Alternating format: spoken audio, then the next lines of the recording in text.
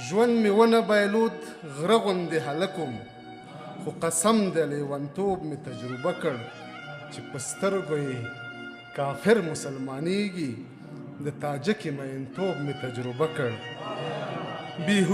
بېحیسي د وجود بل رقم تکیف وي، خو ښه ډېره تجربه مې پکې وکړه.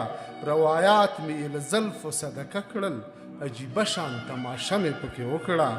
عشق همدا وي چې له ځانه پکې ورک شي، پاچاهي دې د شنو بنګو شین لوګی، زندګي له یوې سپینې خولې قربان کړې، خو بیا هم یو مستغني غوندې سړی.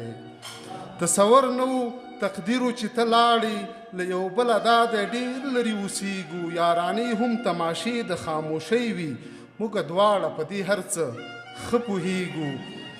ته خو لاړې خو فیسبوک کې راسره یې، تقدس د روایاتو مې ساتلی، چاته نه وایم چې دا مې معشوقه وه، حاکمیت په حرکاتو مې ساتلی. د بایللې مینې زور مې دی لیدلی، په بلا ډېرو وګړو کې تنها یم، په موبایل کې مې یوازې یو انځور دی، هره شپه ورته په چیغو په ژړا یم. په فیسبوک کې چې اوس هم کله آنلاین شي، سل پوښتنې مې په زړه کې راګرځېږي. زه څه نه وایم، ژوند دی مجبوري ده، خو خبرې له خبرو پیدا کېږي. په سټوري دی بیا بل نوي عکس ته ګورم، د قهوې ډکې پیالې دې مخ ته ایښي. زه شک نه کوم، شک د ایمان زیان دی، خو دوه غبرګې نښانې دې مخ ته ایښي.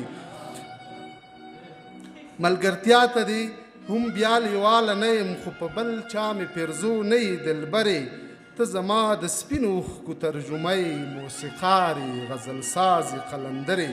خو پوهېږې دا یو څه مې درنه زده کړل، محبت د سپین وجود سوداګري ده، محبت د خپل غرور خاورې کول دي، محبت د ارمانونو جوارګري ده.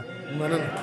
د نورو شاعرانو د شعرونو لیدو لپاره همدا اوس د شیبه باران یوټیوب چینل ته لاړ شئ، زموږ چینل سبسکرایب کړئ، د زنګ بټنه کېکاږئ او د خوندورو ادبي خپرونو څخه خوند واخلئ.